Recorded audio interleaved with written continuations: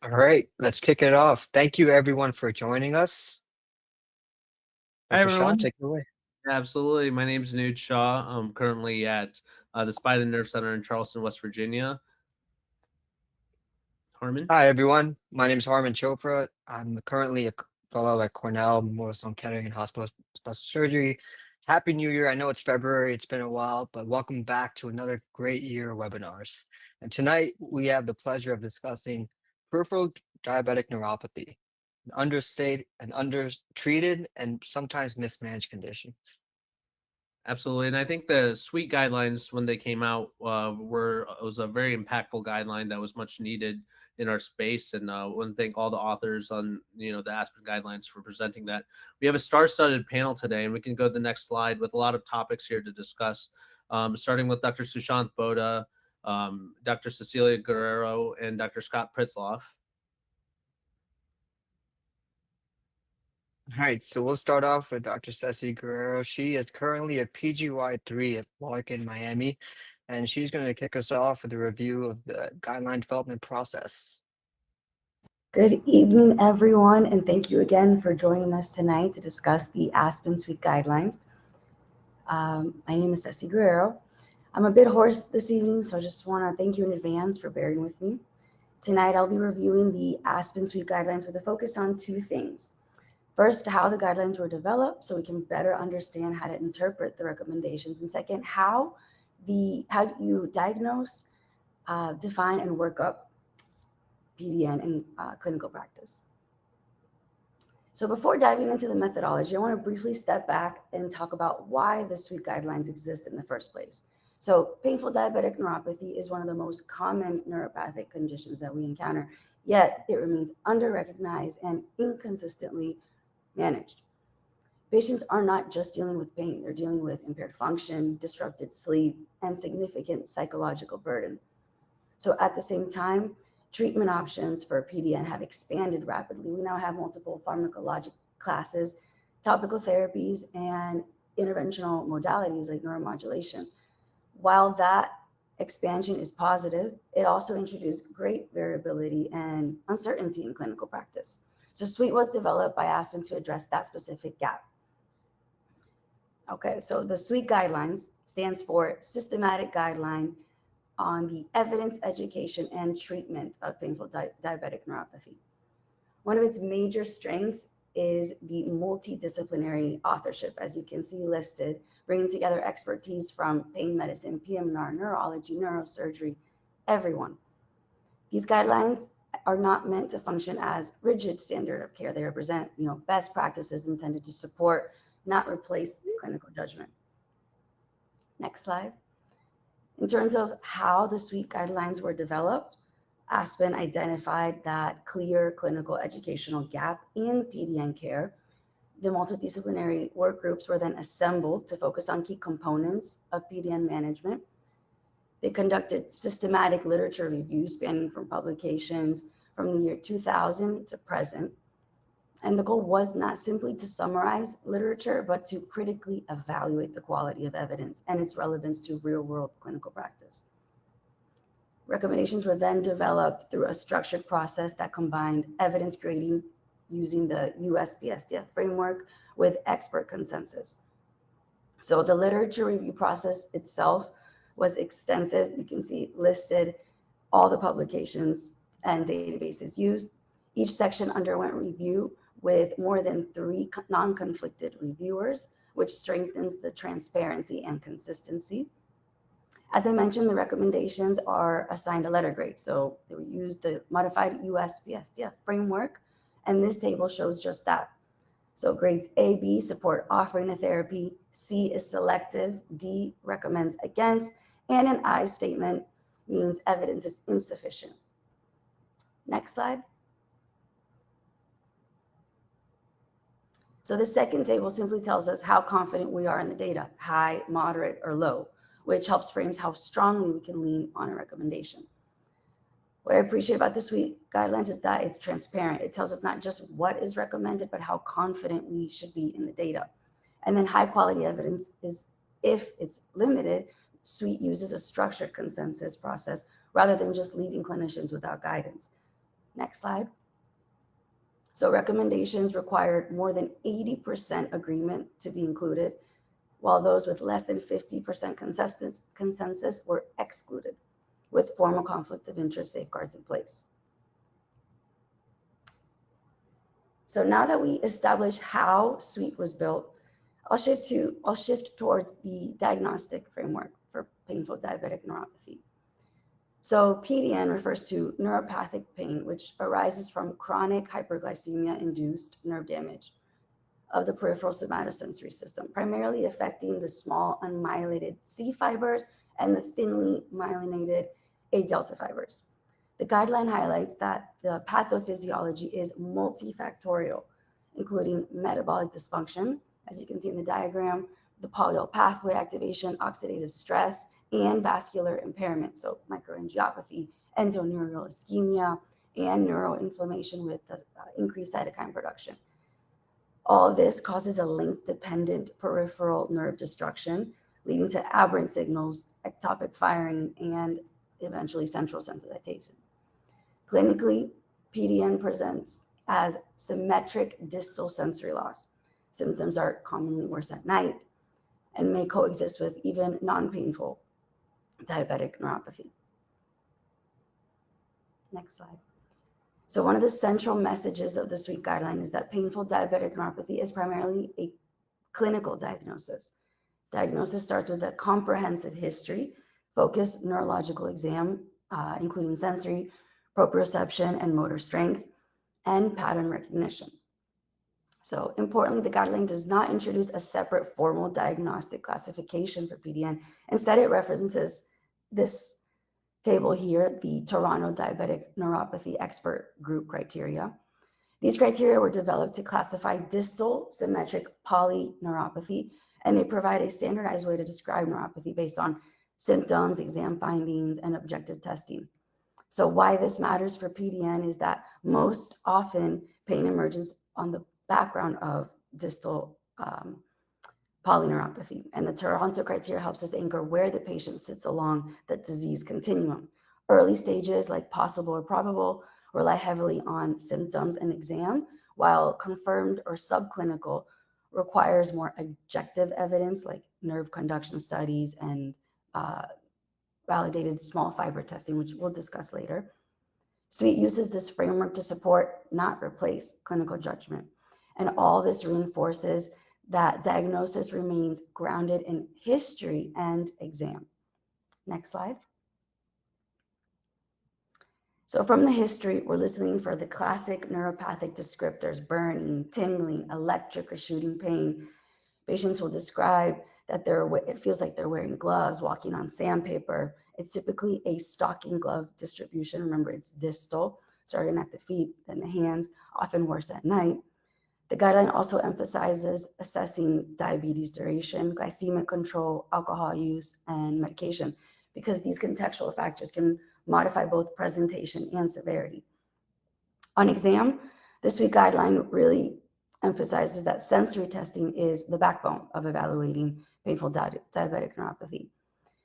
Key is understanding which fibers are being tested. So, and which fibers are being tested and where the patient is along in their disease course. So small fiber, as you see there, assessed with pinprick thermal sensation. This is often affected earlier, and it helps explain why patients can have significant pain even when nerve conduction studies are still normal. Large fiber, using vibration with a 128 Hertz tuning fork and the 10G monofilament, these tend to reflect later stage disease, more fixed deficits. Reflexes, especially Achilles, patellar, these provide supportive information and correlate with abnormal nerve conduction, but they're not diagnostic on their own. If we look closely at how SWEET approaches the diagnostic workup, there's a very clear hierarchy in what each test is meant to do. Next slide.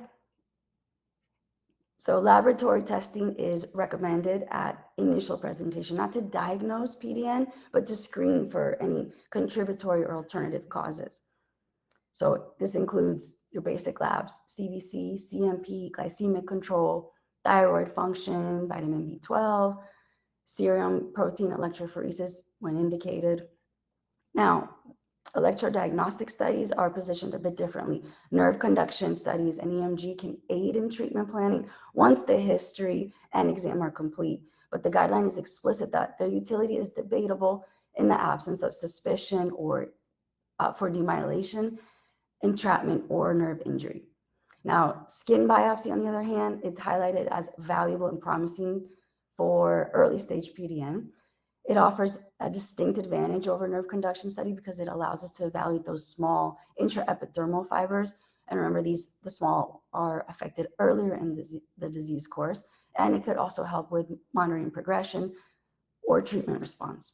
So overall, SWEET is very intentional about matching the test to the clinical question rather than applying like a one size fits all for diagnostic strategy. Getting the diagnosis right is critical because it directly informs appropriate treatment, which Dr. Boda will now walk us through. Dr. Guerrero, thank you so much. Very, very well done, and really outlined, one, how the guidelines were formed, two, physical exam, pathophysiology really well. And I think we're going to hear more from you at the Q&A. I have now a good friend of mine, Dr. Sushant Boda, on from Southern Pain and Spine in Atlanta, Georgia, who has been an absolute rock star, one of our young innovators here, 3 years out of practice, and has accomplished so much in that time. We're really excited to hear from you, Dr. Boda. Awesome. Thanks for the introduction, Anuj. Thank you, Dr. Carrera. I think that was truly a great summary on the clinical workup, the core criteria for painful diabetic neuropathy.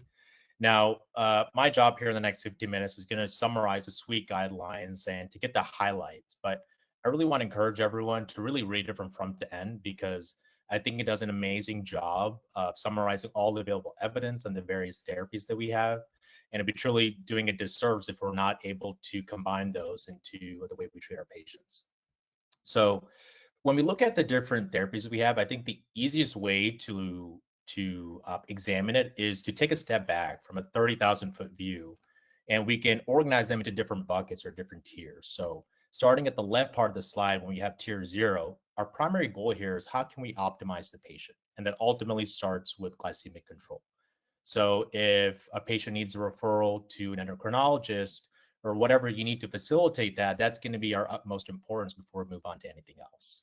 And after that, we have exercise, PT, lifestyle modifications, because exercise and weight loss has actually been shown to increase the nerve fiber density of the intradermal nerve fibers, so which can reduce the severity of PDN. Now, if a patient has failed that management from a conservative standpoint, we turn to our first-line orals. And here we mainly look at our gabapentinoids, such as gabapentin Lyrica, SNRIs, and then TCAs in select patients, depending on the side effect profile.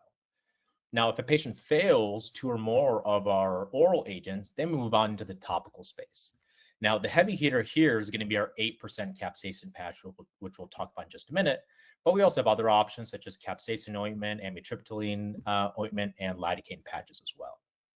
And then ultimately, if a patient has attempted all of these, we move on into the interventional space. And specifically, we're going to touch base on neuromodulation. So spinal cord stimulation, which we'll chat about, has the best evidence for the treatment of PDN. But we also have other options too for patients that either can't undergo SCS or have other different issues that will preclude them from getting that therapy, such as PNS, dorsal ganglion stimulation, magnetic peripheral nerve stimulation, and intrathecal drug delivery. Next slide.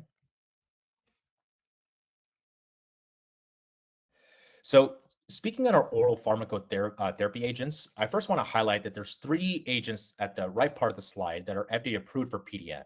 That's going to be duloxetine, which is our SNRI, pregabalin, which is our gabapentinoid, and then tapentadol, which has a dual mechanism of action by acting at both the opioid mu receptors as an agonist, but also inhibits norepinephrine reuptake as well.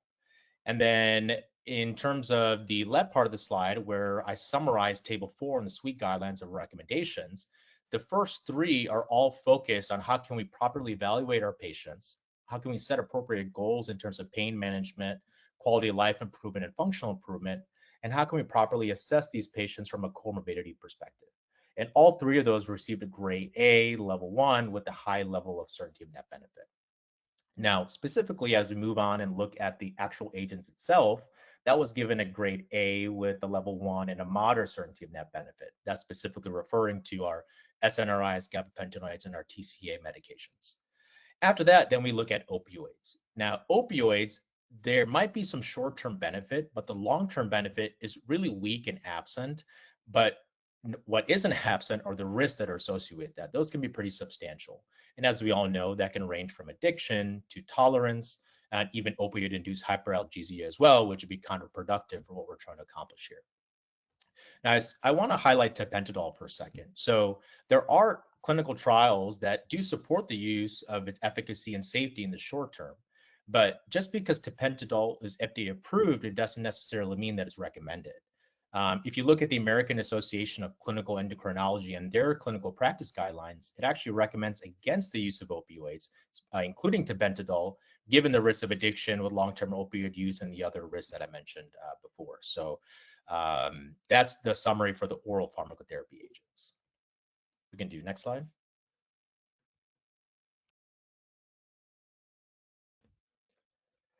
Now, if a patient fails 2 or more of our oral agents, now we can turn to the topical space. Now, from our topical agents, the 8% capsaicin patch was given the highest grade of evidence of a grade A with a strong certainty of net benefit.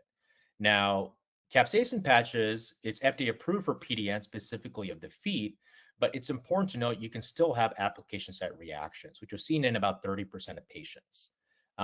Other options that we have are lidocaine patches, whether it's over the counter or prescription.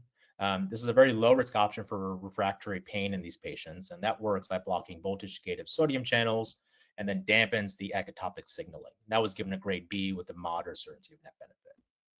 Outside of that, you have capsaicin ointment and you have topical amitriptyline. Now, amitriptyline is kind of used as a resortive last line that was given the least amount of level of evidence of a grade C with the low level of net certainty benefit. Go next slide. Now, the heavy hitter in this space, given the recent literature that's been published, is spinal cord stimulation and how it's benefited our patients in the painful diabetic neuropathy realm. So spinal cord stimulation has outperformed conventional medical management for PDN in the cited literature, as you see on the right part of the slide of the 3 studies that are listed. And this was given a grade A with a high certainty of net benefit. Now, there's obviously a practical advantage of spinal cord stimulation where we have a temporary trial, 5 to 7 days, where we can see, does this truly help our patients before proceeding to implant to confirm its benefit? We can do next slide. Now, I would be doing a disservice if we did not bring up the Sensa study, because this was truly a remarkable study in our space, which cemented the use of spinal cord stimulation for PDN. Now, this was a randomized controlled trial where over 216 patients were evaluated with the use of 10 kilohertz high-frequency spinal cord stimulation plus medical therapy compared to just conventional medical therapy alone. And the results were honestly pretty outstanding. So at 6 months, we had a substantial amount of patients, 78.9% of patients received at least 50% pain relief, compared to just 5.3% with conventional medical management alone. And as the time went on, the results got even better. So at 12 months, we had 85% of patients get at least 50% pain relief. And at 24 months, we had about 90.1% of patients experience pain relief of more than 50%. I mean, that's honestly really substantial. That's at 2 years out of post-implant. And most importantly, the quality and safety did not take a hit. There was improved quality of life, sleep, and function in these patients with no neurological decline and with a very low infection and explant rate of about 3.2%. So again, this is another study that I encourage everyone that's offering spinal cord stimulation for these patients to take a look at. We can go next slide, please. Now, beyond spinal cord stimulation in the neuromodulation space, there are other options, but the evidence strength varies and is not as strong as spinal cord stimulation. So at the top left, we first start with peripheral nerve stimulation, which can be used for focal lower extremity painful diabetic neuropathy in situations where either patients are not spinal cord stimulator candidates. This could be from an anticoagulation issue, if they've had previous spine surgery where the epidural space has been violated, and other certain clinical situations.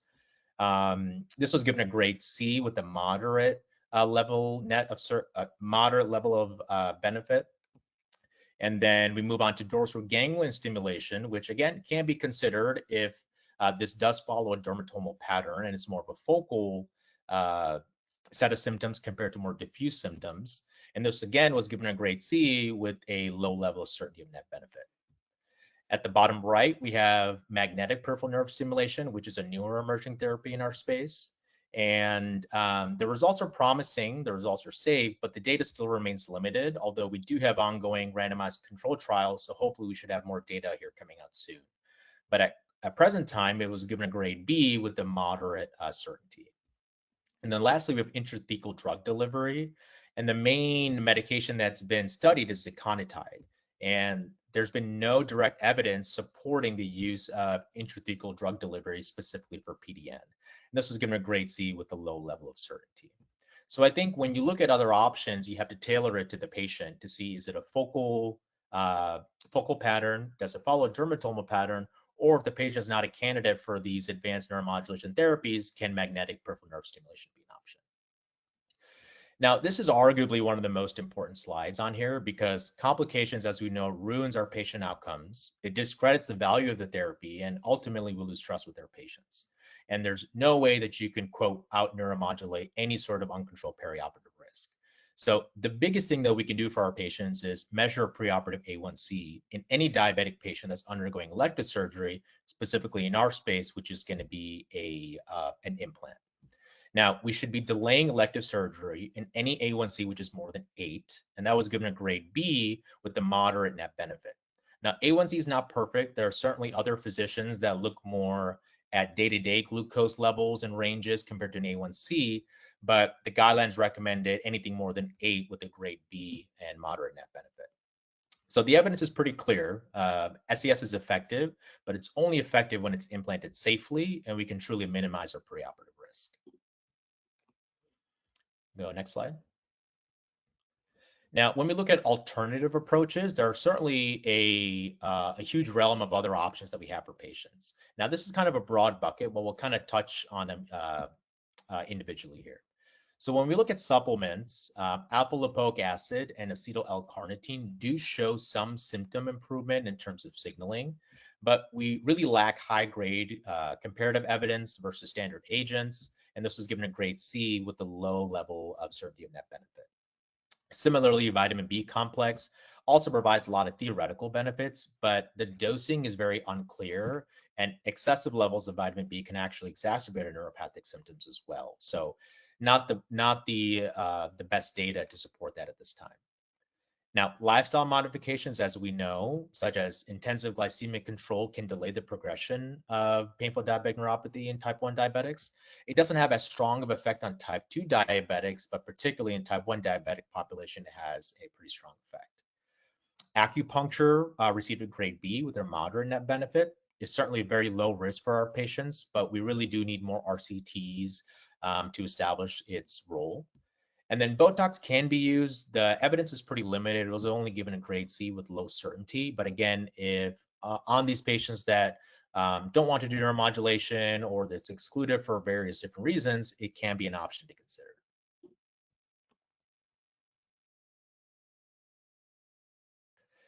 Now, a psychological or behavioral approach, I think, is also very important because painful diabetic neuropathy does carry a major psychosocial burden, and multidisciplinary approaches that incorporate this likely outperforms any sort of monotherapy.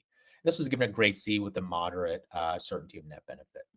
And we certainly want to approach this from a multidisciplinary perspective. So we're talking about CBT, mindfulness-based interventions, pain coping skills, possible referral to pain psychology, because the emotional benefits are certainly there. And we can, like I said, incorporate this into a multimodal interdisciplinary approach. Go to next slide. So this again is found in the SWEET guidelines of a proposed treatment algorithm for painful diabetic neuropathy. And I really want to emphasize kind of what Dr. Guerrero was saying earlier, that this is meant as a structured treatment path, but we really want to stress individualization because every patient is different. Every patient comes with their own set of medical comorbidities, different diabetes types, severities, distribution of pain, and other different patient factors. So this is not meant to be a very rigid step-by-step algorithm, but more of a framework that you can use to tailor the care to your patients. But that this is a great summary of the different options that we chatted about. Next slide. So the take-home summary is pretty much we want to effectively screen patients for PDN, and we want to set realistic goals in terms of pain relief and functional outcomes for our patients. If we have attempted at tight glycemic control and the symptoms still persist, we want to first start with our oral agents that we mentioned. After that, we have our topical agents, specifically capsaicin 8% patch, which has the strongest recommendation. And then for those refractory cases, spinal cord stimulation has the strongest evidence out there to support its use in this space. And that was given a grade A with a high certainty of net benefit. And then ultimately, again, we want to treat the patient as a whole. So we want to optimize our glucose, emphasize aerobic exercise, PT, and then incorporate psychological support as needed for a multimodal approach. Thank you, Dr. Boda. I cannot express this enough. What a fantastic presentation. As someone who's about to take his board soon, it's a lot of pharmacology I needed to review, so thank you for that. And last but certainly not least, Dr. Scott Prisloff, Program Director at UC Davis, innovator, educator, veteran. I can't wait to hear you talk tonight, sir. Awesome. Thank you, Harmon. Everyone can hear me? Dr. Britzloff, one more thing. If everyone can post questions, if there are questions that come up, and there's a lot of things to discuss here, and you're about to hear from Dr. Pritzloff as well, please post questions. We'll discuss them at the end of his presentation as well. Sorry about that, Dr. Pritzloff. No worries. I just want to thank Aspen, and certainly I think when we talk about young innovators and getting young people involved, Aspen does a phenomenal job at that, and you can see that in Dr. Shah, and Dr. Boda and others, Dr. Chopra, and up and coming Dr. Gurr. So thanks for inviting me. My goal here tonight is to really connect the dots here with some of the information that's already been presented and present it to you in a real life scenario, and talk about some of my own patients who I've seen over the past couple years. And it's really interesting because this space has evolved so much with neuromodulation, some of the other things that we'll talk about. And so I'm going to jump right into this first case. This gentleman presented to me from the community, 59-year-old gentleman who had longstanding type 2 diabetes. And he initially had pain along the plantar surface of the feet. And believe it or not, when he showed up in my office, he said, "Oh, by the way, I already have this device." And I said, "Well, what kind of device is it?" And he said something DR something, and he had bilateral S1 dorsal ganglion leads that were placed around 2020, 2021. And I want to let everyone know to keep in mind that Dr. Peterson's Senza PDN trial, that wasn't until 2021. And so we were just kind of scratching the surface on neuromodulation for PDN. The problem with his scenario was his glycemic control continued to be somewhat uncontrolled. And as a result of that, his plantar foot pain had also evolved to involve the dorsum of the feet and extending all the way to the ankle. And we had tried multiple oral neuropathic agents, things like gabapentin and pregabalin, and he had tried topical capsaicin without benefit. And so we're left really wondering, what should we do next? Next slide.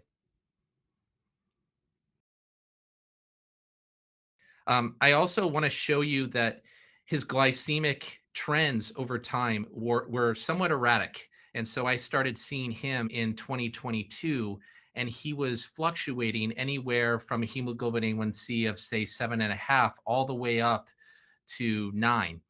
And we implanted him, and after further discussion, we elected to move forward with SCS, despite him also having the DRG in 2023. And we really worked hard to get him down to that hemoglobin A1C of 8. And we can talk a little bit about how he is done. But when he presented to us, he had a stocking-like sensory loss below the ankles, and he didn't have any weakness, but really a lot of emotional distress, and was really working on some of the psychological pieces that Dr. Boda was talking about. And I just show you that since his implant, that he's had this really plummet to a new low in hemoglobin A1C, because he attributes that really to being more active and being able to do more. And this is really an interesting case for me, because it was that question of, now that we know more about SCS and the quality of the data and level of evidence, would SCS make sense? And we elected to move forward. Next slide. I also just want to talk a little bit about placement. So we essentially staggered from the bottom of T8 to T11, which is very much in line with Senza PDN. And really, he had some great response, including him noting that he started to feel his feet better, and that he could feel better sensation.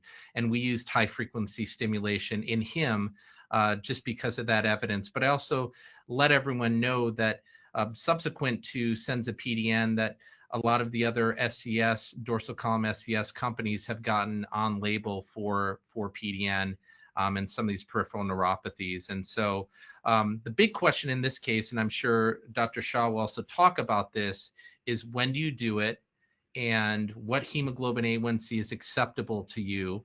I also call attention that everyone knows, if you look at the 2021 Senza PDN paper, whether it be the conventional management arm or the treatment arm with SCS, those patients all had a mean hemoglobin A1C under 7.5. So it's just important to keep that in mind, and really trying to time when a good window to do this might be. Next slide. And just to reiterate, and Dr. Boda did cover this as well, I think what's compelling about that study and then the subsequent 2023 study that looked at 2-year data is really the durability. Even at 24 months, you had a mean pain reduction of at 79.9% compared to baseline, and 90+% of the participants had greater than 50% relief. So really staggering data. And then some of the other measures, including improved sleep and function, quality of life, sleep and function, were all improved with a essentially explant rate that was very similar to the quoted data in the general population of SCS patients, somewhere between 2.5 and 3%. Next slide. And so just to reiterate, I wish we had done this in reverse. And obviously, DRG, as mentioned earlier, this can be good for focal pain, but nonetheless, the evidence is still out for painful diabetic neuropathy. And so if you're going to go for a neuromodulation first-line therapy, spinal cord stimulation has the best evidence. And this patient, after he got a spinal cord stimulator, endorsed about 50 extra percent relief. The DRG gave him about 20% he had endorsed. So his life was appreciably better, and he did notably better just given his ability to exercise and move more. Next slide.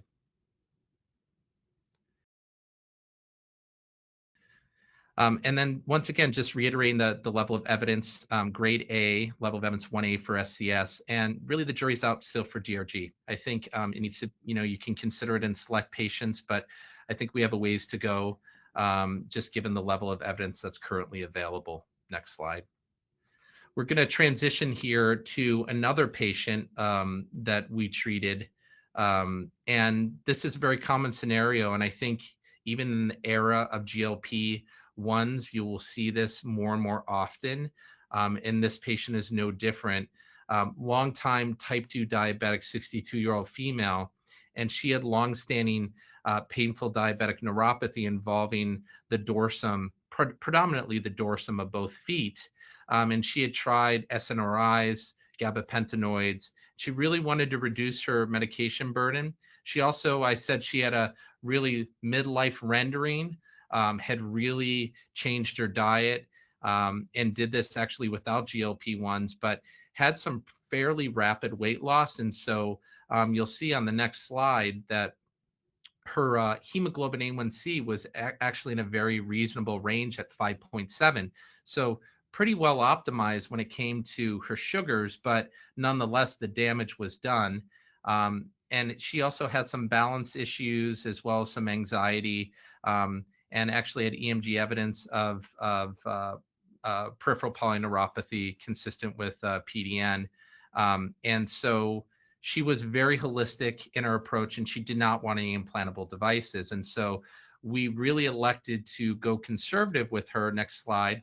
And we tried an 8% topical capsaicin patch, which has worked incredibly well for this patient. We do this every 4 months or so, and she gets about 35 to 40% pain reduction, which allows her to reduce her gabapentin and some of the neuropathic medications. And it's enough pain reduction where she feels that life is meaningful and she's able to function and do everything she needs to do.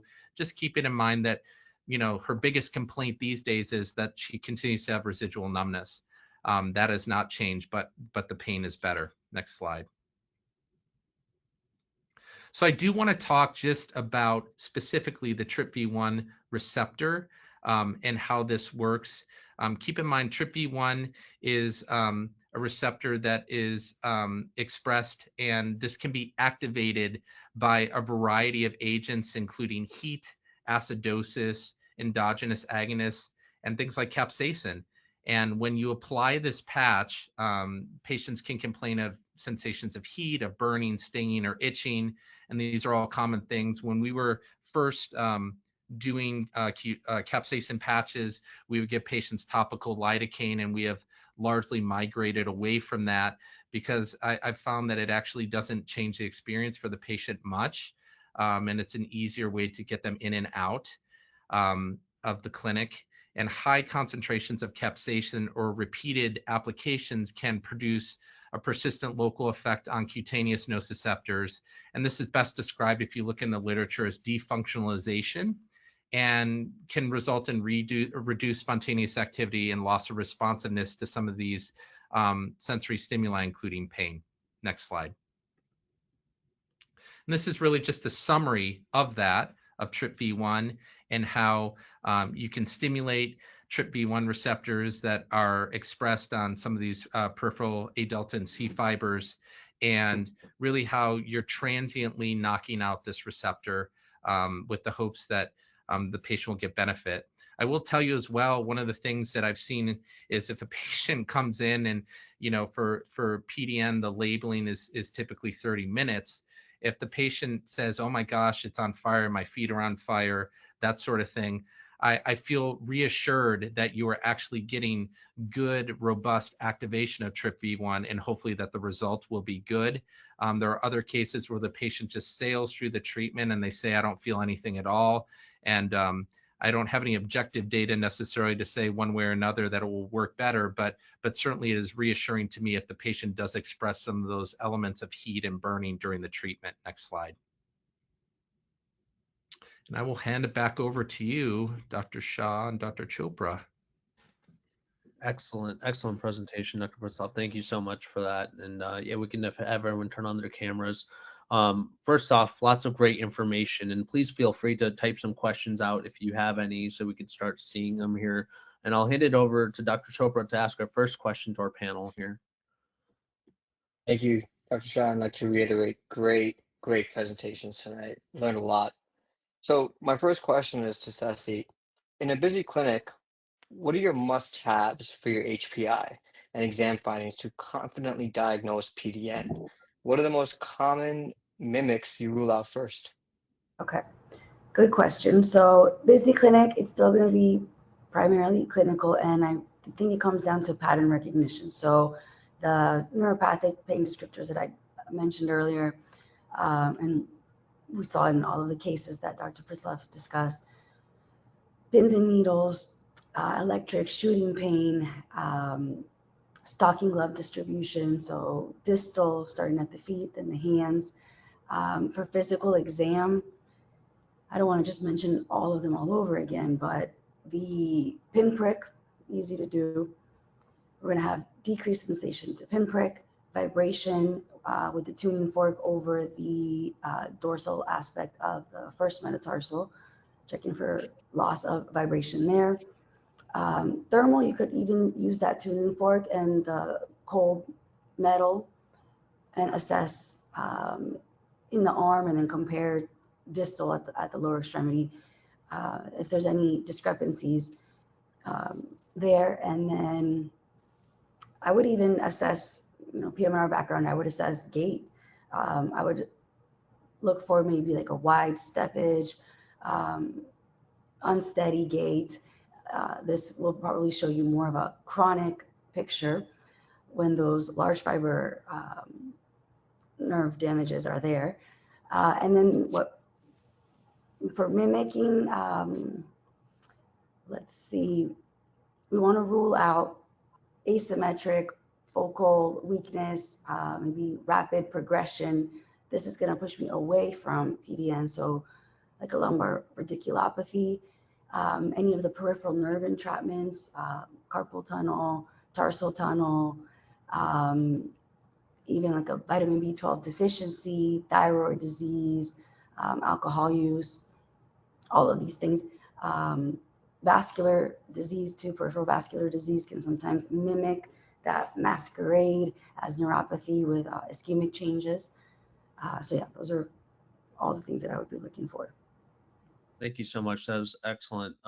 So Dr. Boda, Dr. Pritzloff, let me ask you this question. And this is a scenario we see often. I'm 5 months into practice now, and I see this all the time. So someone comes in, their primary care doctor, they have diabetic peripheral neuropathy or diagnosed. They come in, maybe they're on gabapentin 300 3 times a day, not really effective, not working that well. At what point are you reaching in your tool bag and selecting neuromodulation versus at what point are you saying, oh, let's up titrate that gabapentin? And where's that, that difference, and where's that stage where you're like, okay, we got to try this neuromodulation therapy and move forward and see if we can really help address this. So I want to ask both of you guys this question. I think it's something us new physicians really want to know too. Yeah, I can start off. I think when I first see the patient, I kind of give them the full spectrum of treatment options, because I think from a patient perspective, it does feel discouraging when you say, hey, we're going to try this. They come back in a couple months and like, that didn't work. Okay, well, now we're going to try this. They come back in a couple months, that didn't work. So I really try to frame it in terms of saying, hey, these are all the treatment options that we have. We're going to first start with this. If a patient comes to me on gabapentin, I definitely want to try at least one other oral agent or make sure that they're on an appropriate dose of gabapentin before we proceed straight to neuromodulation. But it's certainly a discussion to have pretty early on so the patient is aware of the therapy. Also, obviously, we want to carefully titrate these medications. There's various side effects associated with all of them. But I think it is a conversation that's worth having early on. Yeah, I would agree with Dr. Bode. I would also say that, I'm coming from a perspective where I finished fellowship in 2015, so I'm now 11 years into practice, and we would painstakingly trial patients on medication after medication, all of these medications which have fairly high numbers needed to treat. Some of these are in the 8 to 9 range. For patients with a multitude of side effects. I would agree with Dr. Boda, though, that I typically will like to try multiple agents. Personally, in the elderly population, I'm not a huge fan of the gabapentinoids. I would say, I think that's an automatic reflex to, hit people with gabapentinoids, which, in certain populations can work great. But the over 65 population, you worry about falls and a lot of the cognitive side effects. So I tend to gravitate toward SNRIs. Duloxetine is probably my favorite. But I also agree, you have to give the patients the options, because there are some patients, for example, that second patient who she was notably adverse to any sort of procedural intervention, right? And so no matter what I was going to say to her, that was not going to resonate. And quite the opposite, there are other patients where they have tried a lot of different medications and they're exhausted and done. So I think you really have to tailor it to the patient and have a good shared decision-making discussion. But especially with the SCS evidence the way it is, I'm much more likely to offer that earlier compared to, say, 5 years ago, pre-2021, when we didn't have that evidence, we didn't have those data. And so I think once again, you just have to tailor it based on the patient. That's fantastic. And just to, you presented a great case. Patient had S1 DRGs bilaterally, not that effective. Dr. Boda, when are we selecting DRG over SCS for these type of case scenarios? And you have a lot of great pictures and everything you're doing on LinkedIn, posting your DRG and great loops and whatnot. I want to know when you are using DRG itself over traditional SCS for the diagnosis. Yeah, I mean, for me, it really does have to follow a dermatomal pattern. So it depends where you're seeing the patient in the progression of the disease. So if you're seeing them and the disease is primarily isolated to the top of the foot, bottom of the foot, up to the ankle, then you can confidently say, hey, I can target L5 or S1 and be able to cover that dermatomal pattern. But if you're seeing patients in the moderate to late stage progression of their disease, now it's going up into the calf, it's pretty hard to be able to capture that all with just DRG, unless you're placing now, we're talking numerous leads, multiple IPGs. So at that point, when you have more diffuse symptoms, I definitely think SCS is a better option. And the other side of that is specifically when you have patients that have had laminectomies, patients that have had extensive spinal hardware, where accessing the epidural space is just not feasible. So those are the two main indications where in my practice, where I've incorporated DRG compared to traditional SCS. And that's fantastic. You make a great point, because these patients can also have back pain that could benefit from SCS, and also, their lower extremities itself benefiting from SCS as well. So, and Dr. Pritzloff, the same type of question. You're the king of PNS, and you've taught so many fellows and residents and everyone coming to your workshops. When is PNS a utility for you in these patients itself? Can you just describe that in your algorithm? I think a lot of what Shashank said. I mean, if someone has the cases where I've done PNS, where for whatever reason, chronic anticoagulation where they can't stop it or are not going to engage well with a neuraxial device, PNS has been involved. But keeping in mind, it's got to be focal, right? So cases where I've done this, they have been cases where patient just has plantar foot pain, and also that they've had a grasp on their diabetes, right? Because the worst thing you want to do is someone is fluctuating all over the map and they have poor glycemic control, and then it's going to spread, and you're going to find rapidly that your area of pain is going to outgrow your area of therapy. So I would say very much in some of the same lines with DRG, it's got to be focal. It's got to be somewhere you can capture. Like tibial nerve is a great PNS target. I love tibial nerve for the bottom of the foot. For the bottom of the foot, and so a lot of the same principles apply for PNS. And once again, emerging. It's an emerging area of study. Same with DRG. It's not that it doesn't work, but I think you need to be selective until we have more data. Yeah, to piggyback on Dr. Pritzloff's answer, another aspect is anticoagulation. There's definitely a fair subset of patients that have done PNS on, such as sciatic or tibial nerve is a great example too, where like this specific patient had a history of strokes, and every time he went off his Eliquis, he had a TIA. So we decided to do PNS, or there's patients that don't want an IPG implanted. So you also have to kind of take in patient factors and patient considerations too, but that's another example where PNS could be a better option for that patient. Absolutely. I'm going to Thank you. for a question here. So Thank you. I appreciate all the neuromodulation talk. Now, let's talk about a different form of neuromodulation, capsaicin.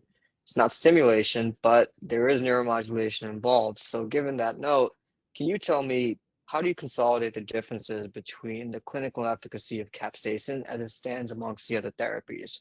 You have your first line, you got pantenoids, TCAs, SNRIs, and you have lidocaine patches, and then you have the later line DRG, STIM, SCS. So where does it fit into that algorithm, and how does it compare? Yeah, I think capsaicin patches, like I was mentioning, has the highest grade of evidence from the topical agents. And then secondly, I think it's a great option, especially for our elderly patients, ones that are more frail, because the oral medications can really cause a lot of negative side effects. I mean, there's been recent data published on the potential risk of dementia with gabapentinoids and things like that. So all those things considered, I think it's a very minimally invasive option. Hardest part, I think, is getting insurance approval. I mean, I'm in the private practice sector, so that's honestly the biggest roadblock, being able to get 8% capsaicin, but definitely earlier in the algorithm before we're approaching neuromodulation. I would agree, and I would say low risk, potential for high reward. Um, and the way I explain capsaicin to patients in a very rudimentary way is we're kind of short circuiting, we're kind of hijacking the circuitry. You're causing an overwhelming activation of TRPV1 with essentially inactivation after that. And so low risk, high reward. We used to, I'm just speaking personally about my practice, and I'm at a big academic center, but when I got here 7 years ago, we were doing IV sedation and we were doing topical lidocaine an hour before, and what we found as we've gotten away from that is, most of the time it's pretty well tolerated, even just placing the patch on and that you're cleaning it off. But a half-hour application for PDN is a pretty approachable treatment for someone. A 30-minute treatment compared to an hour. And like I said, it is rarely, this, incredible 80, 90, 100%. Sometimes for some patient is, but I find that, for that patient I showed you, it was 35, 40%. And that is enough for her to feel good about life and to engage with life. And so if someone said, hey, could you do something like that a couple times a year, or an invasive device in the spine, which some patients want. For a lot of patients, especially that elderly population that Dr. Bodo is talking about, it's a no-brainer. Fantastic. Yeah. I have a scenario for you guys, and I want to bring this up. So I'm a patient, diabetic, was implanted, felt how amazing this therapy was, the spinal cord stimulation. Now have developed an infection. Okay, you've decided to explant. What pre-op optimizations are you guys doing? Is this someone that you would implant again? I'm asking for this therapy. It was a game changer for me. Is this someone that you're even looking at as implanting again? What's different this time? What are you changing? And what referral patterns are you looking into to sort of help you assist in this in navigating this problem? Yeah, I mean, I think anytime you have an intraoperative infection, particularly when you have an implanted device, I think you have to honestly do like a root cause analysis and see from a bunch of different perspectives. I mean, you have patient factors, but then you have physician factors or OR factors too. To say, is there something we did differently from a surgical perspective? Are there steps that we missed, or different ways that we could have optimized the patient from that perspective? I mean, everyone has their own aspects that they do in terms of like pouches for IPGs, vancomycin powder, irrigation fluid, ANSEP. There's so many surgical aspects. But from an optimization perspective, I think the first thing I would do is see what their glycemic control was. And if their hemoglobin A1C was not optimized, or let's say if it was like 7.8, maybe we could have been lower around sevens or something like that to get a more reasonable level before taking them back to the operating room. And they also have to consider where the infection was. Was it a midline infection that tracked out the leads? Was it just an IPG site infection? Because if it's an IPG site infection, I err on the side of caution. I wouldn't implant it in the same location. I would either flip the battery somewhere else, or there's different considerations, but I would definitely look at both factors to see where we kind of missed the ball, or we could minimize that risk if we're going to implant again. Absolutely. Thank you so much. And I want to go through a couple of these audience questions here. How does the panel feel about shockwave therapy for diabetic peripheral neuropathy? The ideas of increasing circulation and a regenerative effect. Let's just go rapid fire here. Dr. Boda? I mean, I think the jury's still out. I think it's a promising new therapy. There's small clinical studies out there for neuropathic pain, but there's not really been studies specifically in the diabetic neuropathy space. So I think there's potential, but I mean, in the studies that I've read, there's some improvements in sensory measures and pain, but I think there still needs to be a lot more data out there. But it sounds like it's a promising minimally invasive option for patients. Great. Dr. Guerrero, what do you think about shockwave therapy? I personally haven't had as much experience with this patient population with diabetic neuropathy. But like Dr. Gordy was saying, I think, it's promising, but we need more data in order to make our conclusion. Absolutely.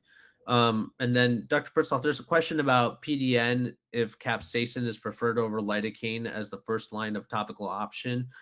There were some insurance questions too. In your clinic, are you using lidocaine first because it's easier to get approved potentially, or, in obviously the data is there for capsaicin, but want to know, just this audience member wants to know your thoughts on that. So my biggest limitation with lidocaine patches is oftentimes the only time you can get it approved is for post-herpetic neuralgia. And so a lot of times patients are left going out to their local pharmacy and getting 4% lidocaine patches. So, I'm not typically prescribing lidocaine patches anymore because it's just not covered across the board. So I would say it is not necessarily high in my treatment algorithm to push lidocaine up front, just because it tends to be a challenge for patients to pay for it.